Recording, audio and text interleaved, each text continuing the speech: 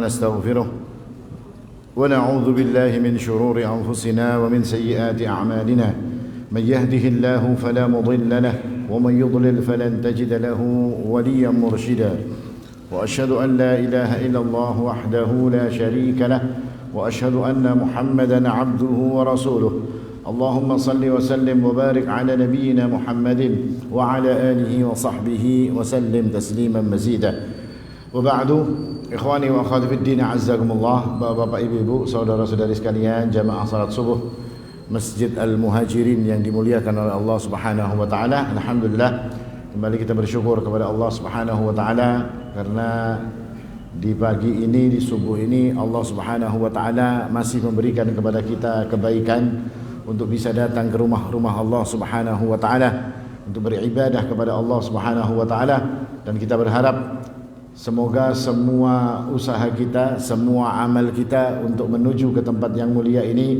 dan amal kita yang berada di tempat yang mulia ini akan diterima oleh Allah Subhanahu wa taala. Amin ya rabbal alamin. Ikhwani wa akhwati fid din azzakumullah. Salah satu rukun iman adalah kita beriman kepada para rasul yang diutus oleh Allah Subhanahu wa taala.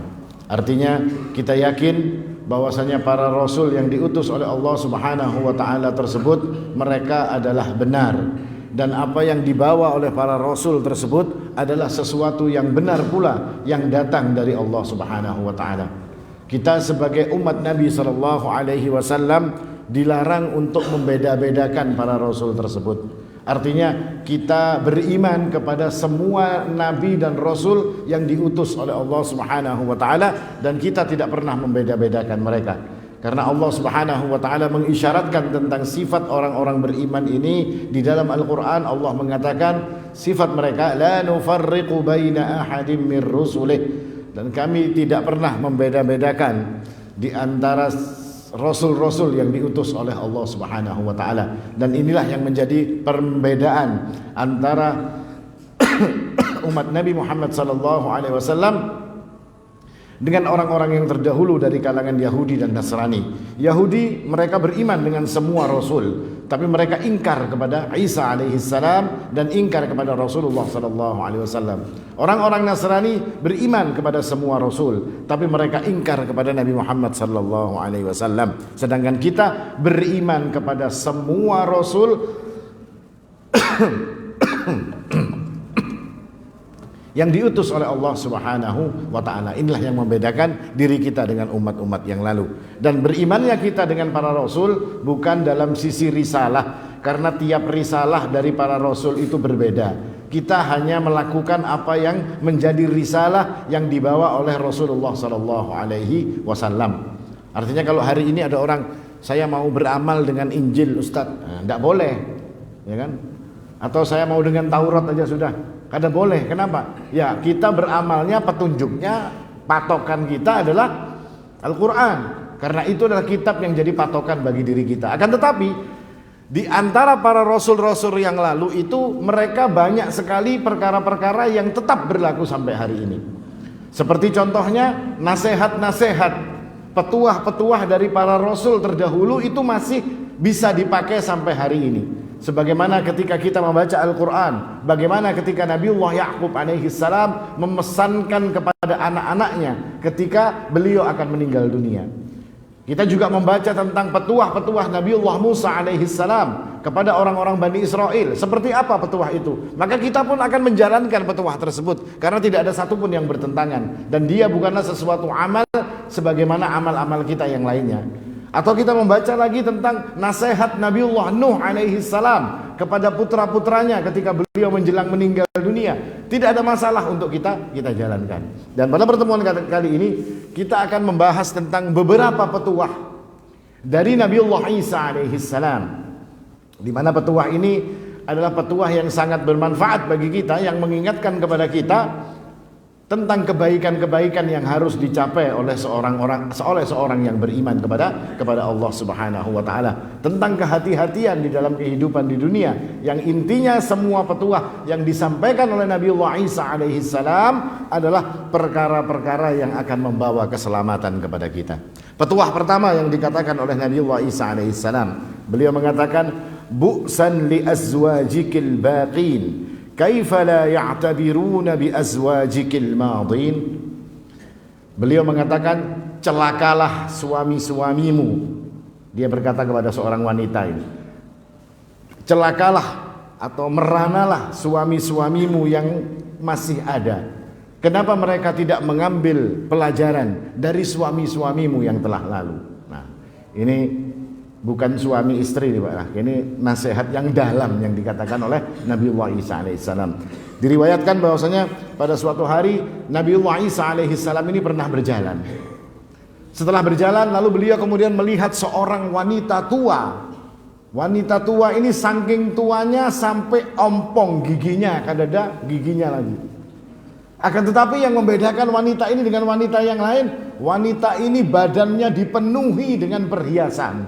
Ada emas, perak, berlian, batu permata yang luar biasa, sangat banyak sekali ada di badan wanita ini.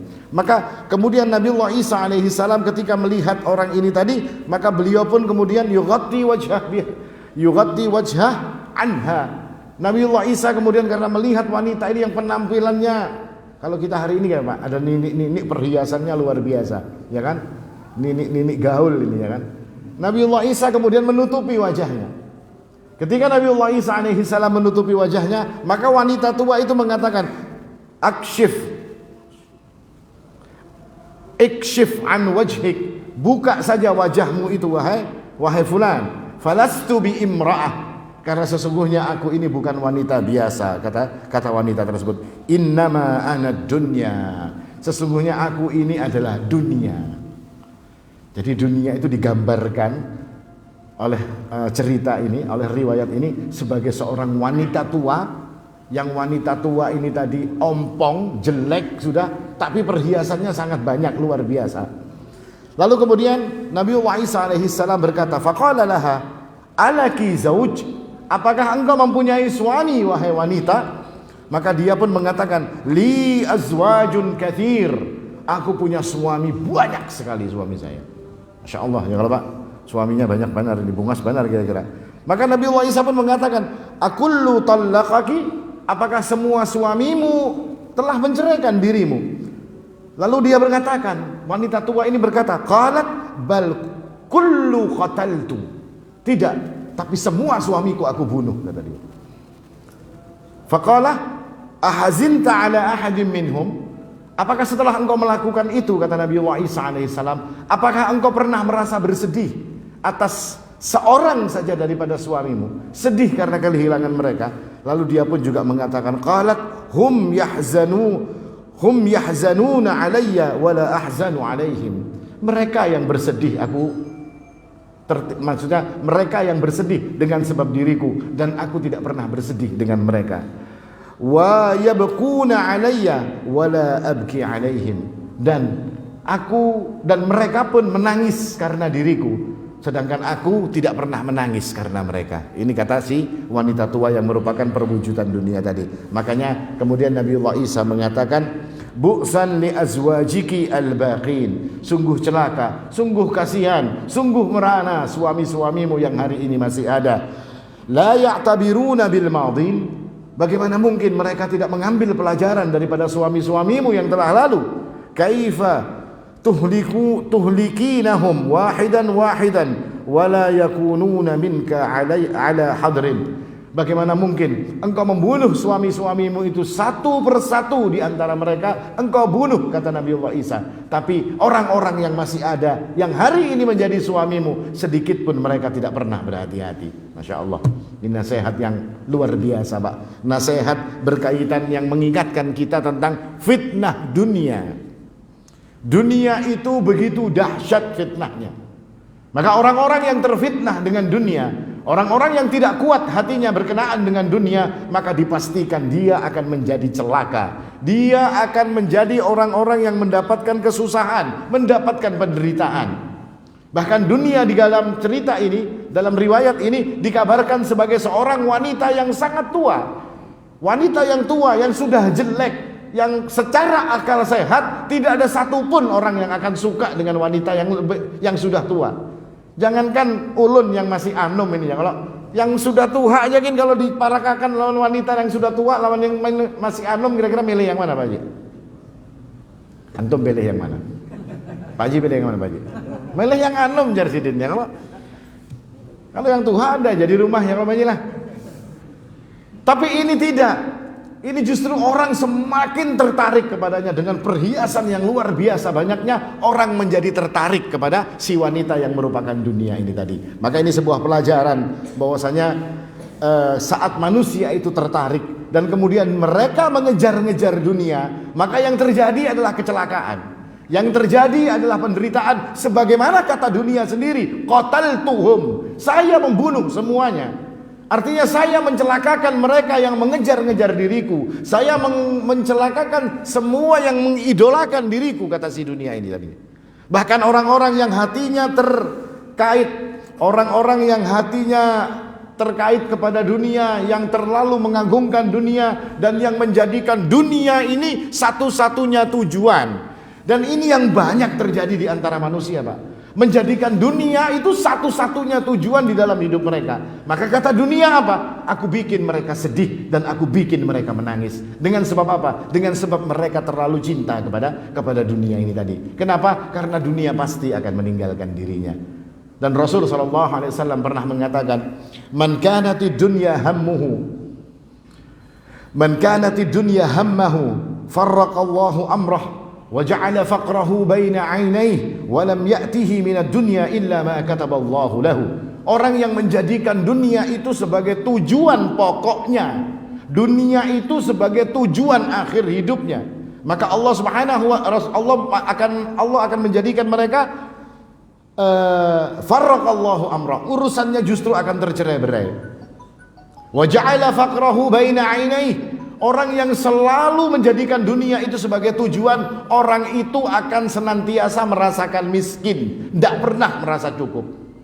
Walam yatihi minad dunya illa ma kataballahu lah.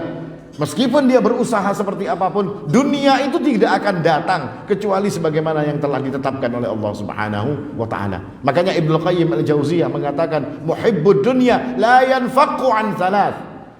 Orang-orang yang mencintai dunia, yang menjadikan dunia itu sebagai tujuan hidupnya, tidak akan terlepas dari 3 perkara. Apa itu? Hammun lazim, selalu merasa susah.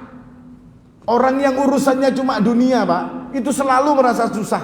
Terus dirinya ini susah, kok tidak cukup, kok kurang. Itu selalu yang menjadi pikiran mereka. Dan kemudian wa ta'bun daim, dan capek yang tidak pernah terobati. Capek yang terus-menerus karena dirinya dikejar, dipaksa untuk mengejar-ngejar dunia tersebut. Dan yang ketiga kata Ibnu Qayyim, wa hasratun la tanqadi, dan kerugian yang akan dia dapatkan, yang kerugian tersebut tidak pernah akan terobati atau tidak pernah akan bisa diganti. Ini yang menjadi akibat ketika seseorang itu terlalu menjadikan dunia itu sebagai tujuan di dalam hidupnya. Dan kita melihat, Pak, hari-hari ini kita ini pun termasuk mungkin orang-orang yang dididik untuk tujuan kita ujungnya adalah dunia. Dari kecil kita sudah diberitahu oleh orang-orang tua kita, semoga Allah mengampuni mereka, memberi rahmat kepada mereka. Apa kata orang tua kita dulu? Nak, sekolah yang pintar supaya apa, Pak Bahri, Pak? Masih ingat, Pak, pesannya Abah Mama Bian? Sekolah yang pintar supaya masuk surga? Pernah orang tua kita ngomong gitu, Pak? Pernah orang tua kita ngomong gitu? Apa yang mereka katakan?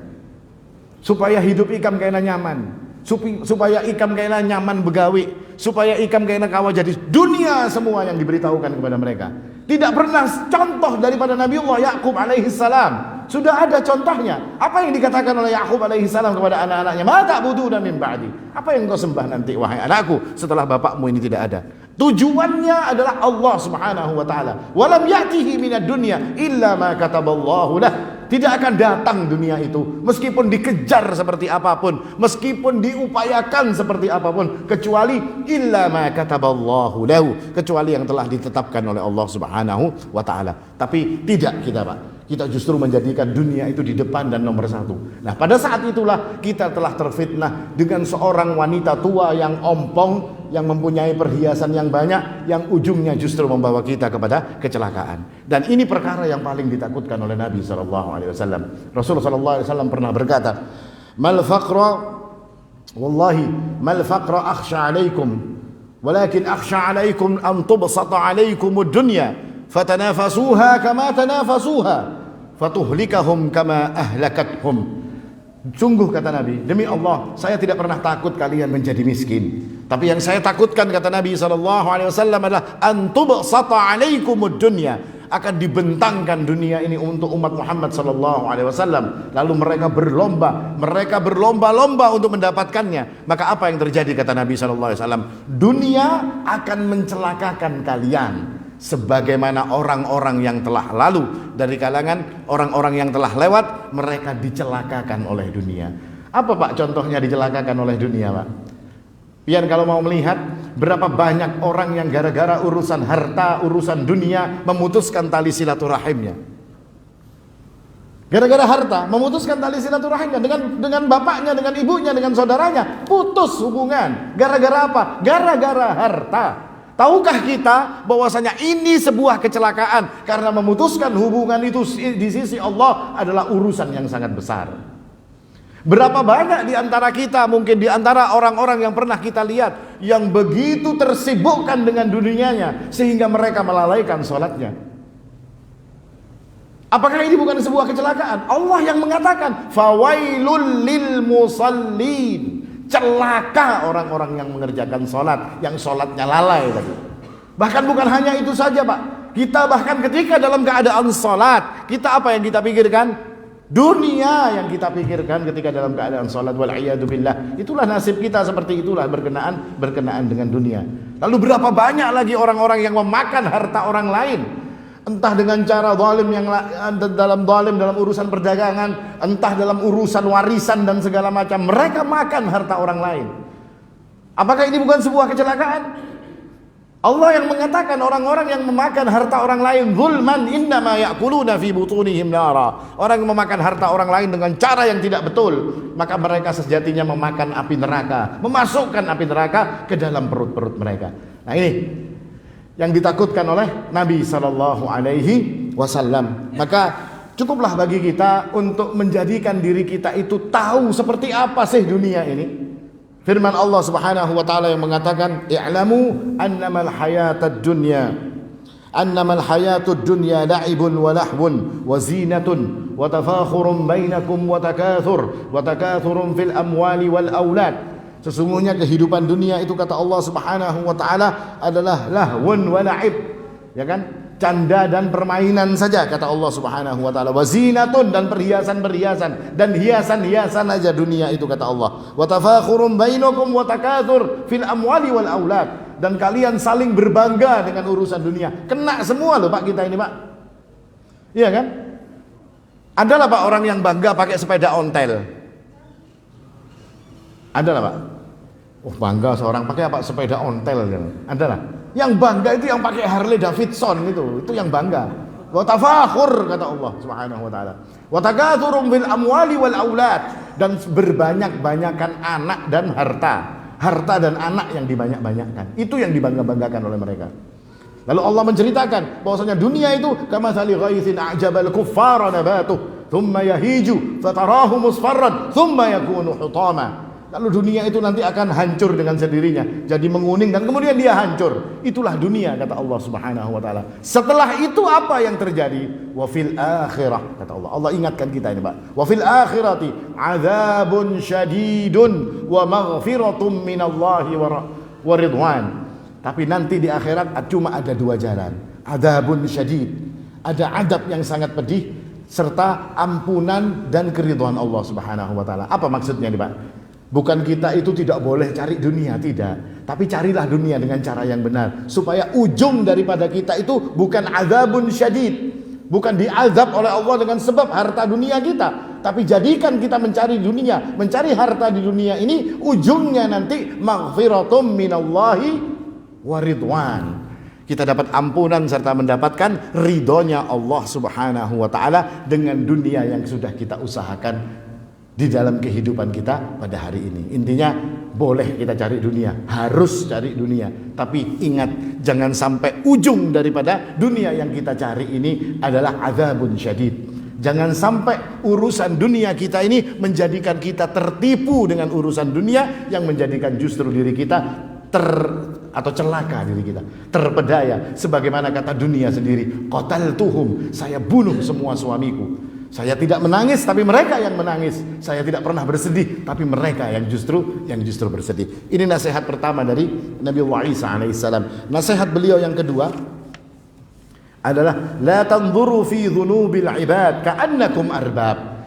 Janganlah kalian itu melihat kepada dosanya orang lain, kepada dosa orang lain ka'annakum arbab, seolah-olah kamu itu seperti Tuhan atau seperti orang-orang rahib-rahib yang soleh, yang tidak pernah dosa, yang kalau diceritakan dalam kitab-kitab orang-orang Bani Israel itu kalau ibadah sampai berpuluh-puluh tahun di dalam tempat-tempat ibadah mereka. Kalian bukan seperti itu, kata Nabiullah Isa alaihissalam. Suatu hari dalam riwayat disebutkan ada seorang wanita yang kemudian dia ini melakukan perzinaan.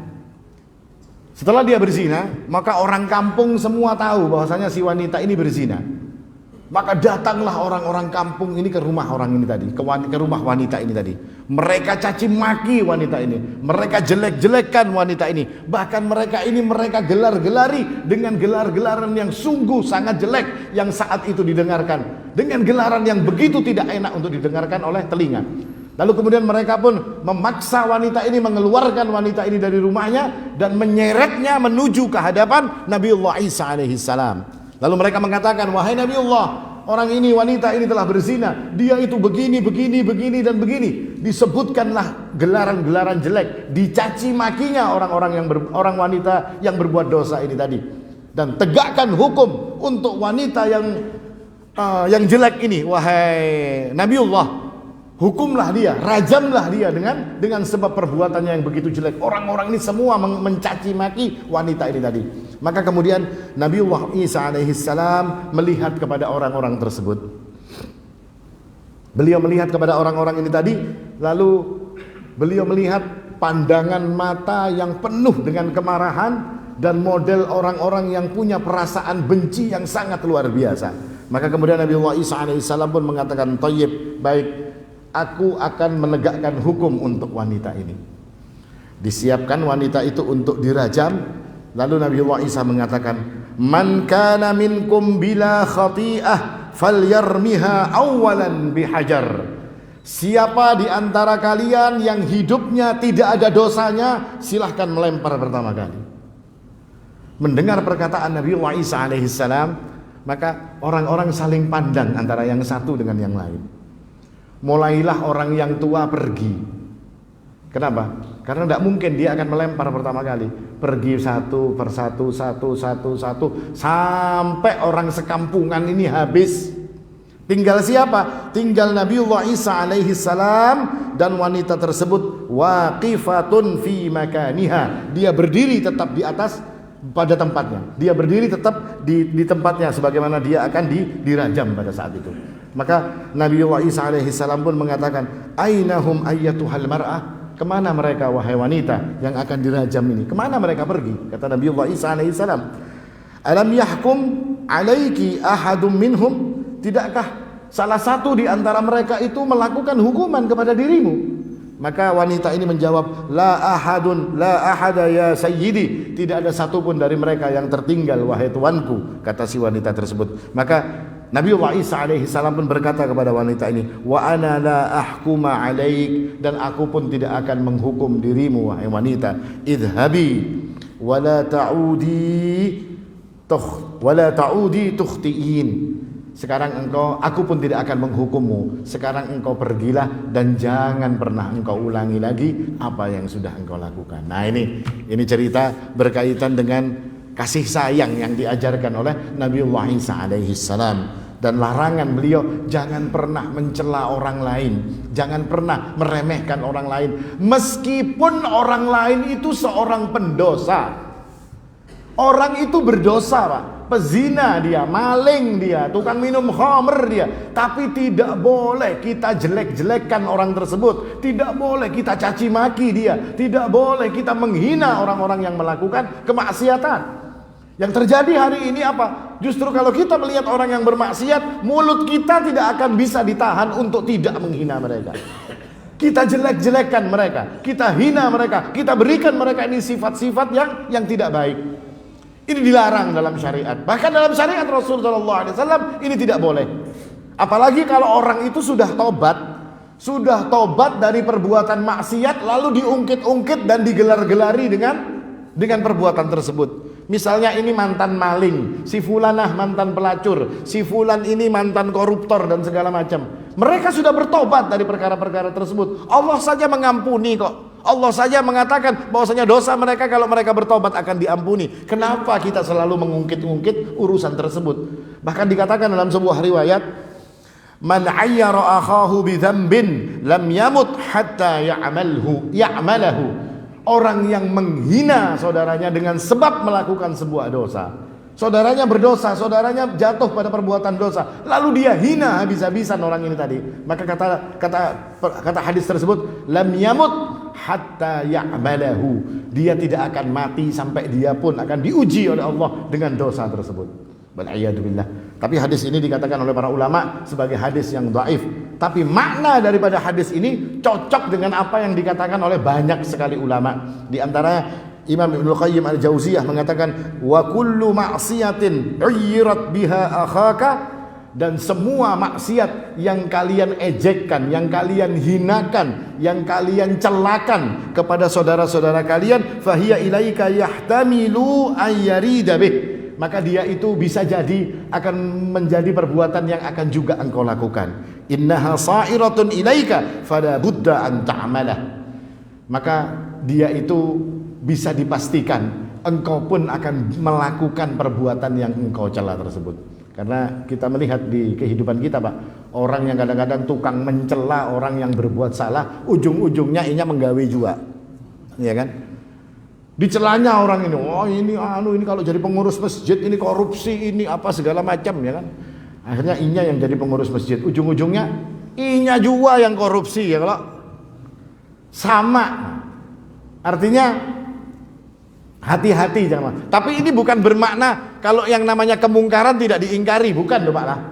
Tetap yang namanya kemungkaran, ada orang berbuat mungkar ya diingkari, ya ditegur dia kalau berbuat mungkar, diberi nasihat supaya dia tobat, diberi peringatan supaya dia berhenti daripada kemaksiatannya, bukan dibiarkan, tetap diingatkan. Tapi yang dilarang adalah kita itu mencela dan menghina orang yang berbuat kemaksiatan. Berapa banyak orang yang tidak jadi tobat, Pak? Gara-gara apa? Ketika dia bermaksiat, dia dicela habis-habisan, dia dihina habis-habisan, dia dijelek-jelekkan habis-habisan. Tidak jadi tobat dia. Mending saya seperti ini saja, biar saja. Disuruh tobat, kada mau, sudah patah sudah hatinya. Dengan sebab apa? Dengan sebab celaan-celaan dan makian-makian yang diberikan kepada dirinya. Nah ini yang jadi peringatan bagi diri kita, bahwasanya semua kita ini orang-orang yang punya dosa. Maka orang yang baik, orang yang sa'id, orang yang berbahagia dikatakan oleh para ulama adalah orang-orang yang selalu memikirkan tentang aib dirinya, memikirkan tentang dosanya. Tidak usah mikirkan dosa orang lain, Pak. Ya orang lain berbuat salah, orang lain berbuat kekeliruan, tugas kita mengingatkan, wahai fulan ini salah, wahai fulan ini keliru. Tapi jangan dicaci mereka, jangan dihina orang-orang yang berbuat salah. Mereka berbuat dosa itu tidak boleh dihina, tapi harus diingatkan, harus dinasehati, tidak boleh dengan cara menghina. Maka orang-orang yang bahagia dikatakan oleh para ulama adalah orang-orang yang yuhasabu yang menghisap semua yang ada pada dirinya dan meninggalkan menghisap atau menghitung amalan orang lain. Orang yang bahagia itu adalah orang yang selalu menghitung-hitung kesalahannya tapi melupakan untuk menghitung kesalahan-kesalahan orang lain. Orang yang bahagia itu adalah orang-orang yang berusaha keras untuk membaguskan amal-amalnya dan dia tidak disibukkan untuk membaguskan amal-amal orang lain atau menilai amal-amal orang lain. Ini orang yang berbahagia. Artinya kita disuruh sibuk dengan diri-diri kita sendiri, karena yang ditanya oleh Allah Subhanahu wa taala itu tentang diri kita. Antum tidak mungkin ditanya Pak Haji, kayak apa itu amalnya si fulan, kada mungkin. Ya sidin amal sidin, fulan amalnya fulan, kita amal kita. Itu yang akan, maka itulah yang harus diperhatikan sehingga kita ini menjadi orang-orang yang bisa menjadi orang-orang yang berbahagia. Tidak sibuk dengan mengurusi atau tidak sibuk dengan mengurusi aib-aib orang lain. Bahkan kata Ibnu Qayyim al-Jauziyah, orang-orang yang menghina pelaku dosa, orang-orang yang berkata jelek kepada orang-orang yang melakukan dosa, orang-orang yang memberikan gelar-gelaran buruk kepada orang-orang yang berlaku dosa, dosanya lebih besar daripada pelaku dosa tadi. Kenapa Pak? Karena menghina seorang muslim, memberikan gelaran kepada seorang muslim dengan gelaran-gelaran jelek, itu di sisi Allah Subhanahu wa taala, Masya Allah, dosanya luar biasa besarnya. Maka hendaklah ini menjadi perhatian bagi diri kita. Pelaku dosa perlu diingatkan, pelaku dosa perlu diingkari, pelaku dosa perlu dinasehati, tapi jangan pernah mereka dihina, jangan pernah mereka itu dikata-katai dengan perkataan-perkataan yang tidak pantas untuk diri mereka. Ini nasihat yang kedua daripada Nabiullah Isa alaihissalam. Nasihat yang ketiga sedikit saya cepatkan adalah nasihat Nabiullah Isa alaihissalam kepada Al-Hawariyun. Al-Hawariyun itu siapa? Hawariyun itu pengikut setianya Nabiullah Isa alaihissalam. Kalau sudah nasihat diberikan kepada pengikut setia, maka nasihat ini adalah nasihat yang sangat luar biasa, nasihat yang istimewa, nasihat yang khusus. Apa nasihat tersebut? Beliau mengatakan, la tukthirul kalama bi ghairi dzikrillah fataqsu qulubukum fa innal qalbal qasi ba'idun minallah walakinna la ta'lamun. Beliau mengatakan, janganlah terlalu banyak ngomong yang dalam omongan itu tidak ada zikir kepada Allah. Karena sesungguhnya itu akan mengeraskan hati. Orang-orang yang banyak ngomong, banyak guyon, banyak bercanda, banyak macam-macam, itu hatinya akan keras. Dan orang yang hatinya keras itu akan jauh dari Allah, jauh daripada mengenal Allah Subhanahu wa taala. Tapi sebagian kita, kata Nabiullah Isa alaihissalam, sebagian daripada kalian tidak mengetahuinya. Artinya ini nasihat kepada Hawari. Hawari itu pengikut setia. Nabi juga punya Hawari. Nabi Muhammad juga punya Hawariyun. Hawarinya Muhammad SAW siapa? Zubair bin Awam.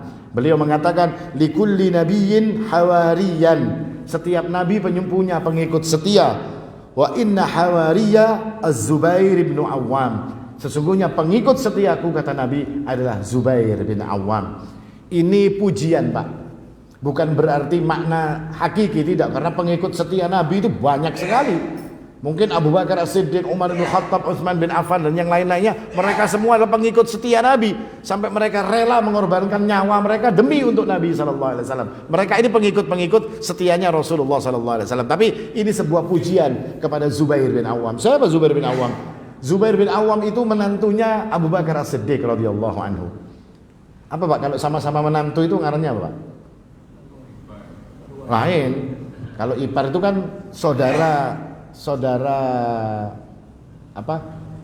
Istri dia saudara kita itu kan ipar. Tapi kalau sama-sama bini, misalnya bini ulun lawan bini pian, beding sanak pian lawan ulun, ini ngarannya apa Pak? Marwai. Nah, ya seperti itulah. Zubair bin Awam ini marwainya Rasulullah sallallahu alaihi wasallam. Nah, beliau ini orang yang dicintai oleh Nabi dan dikatakan sebagai orang-orang yang pengikut setia. Apa nasihat kepada pengikut setia? Zikrullah, berzikir kepada Allah itu diperbanyak. Diperbanyak berzikir kepada Allah. Rasul sallallahu alaihi wasallam pernah mengingatkan, ala unabbiukum bi khairi a'malikum wa azkaha 'inda malikikum wa arfa'iha li darajatikum. Maukah kalian aku tunjukkan satu amal, kata Nabi sallallahu alaihi wasallam, amal yang begitu paling baik, amal yang bisa menjadikan kalian bersih di depan Allah Subhanahu wa taala dan akan meninggikan derajat kalian. Amal yang lebih baik daripada kalian berinfak dengan emas dan perak. Amal yang lebih baik, kata Nabi sallallahu alaihi wasallam, lebih baik daripada ketika kalian berperang di jalan Allah. Maka sahabat bertanya, iya wahai Nabi, kami mau. Amal apa itu? Zikrullah azza wa jal. Banyak-banyaklah berzikir mengingat Allah Subhanahu wa ta'ala. Jangan diremehkan. Zikir ini amal lisan, amal yang kada bayar, amal yang paling ringan. Ya, kalau bagi lisan kita paling ringan, tapi susah bagi orang yang tidak dimudahkan oleh Allah Subhanahu wa ta'ala. Maka orang yang selalu melakukan zikrullah mengingat Allah Subhanahu wa taala, maka sesungguhnya dikatakan oleh Abu Darda, ma syai'un anja min adzabillahi min dzikrillah. Tidak ada satupun perkara yang akan mampu paling menyelamatkan untuk seorang hamba daripada azabnya Allah Subhanahu wa taala kecuali zikir kepada Allah Subhanahu wa taala. Maka hikmahnya kita memperbanyak berzikir kepada Allah Subhanahu wa taala. Ucapkan subhanallah, alhamdulillah, la ilaha illallah, Allahu akbar, subhanallah wa bihamdih. Apapun yang namanya zikir yang diajarkan oleh Nabi, ucapkan itu, perbanyak ucapkan itu, karena itu akan menjadi salah satu sebab seseorang itu diselamatkan oleh Allah daripada siksa api neraka. Ini Pak, beberapa nasihat daripada Nabiullah Isa alaihi salam, yang sungguh nasihat ini pun juga berguna untuk kita, dan itu pun juga dinasihatkan oleh Rasulullah sallallahu alaihi wasallam. Semoga kita diberikan kemudahan oleh Allah Subhanahu wa taala dan menjadikan diri kita bisa menjalankan nasihat-nasihat tersebut. Aqulu qouli hadza wal haqqu 'indallah. Subhanakallahumma bihamdik asyhadu an la ilaha illa anta astaghfiruka wa atubu ilaik. Wassalamu alaikum warahmatullahi wabarakatuh.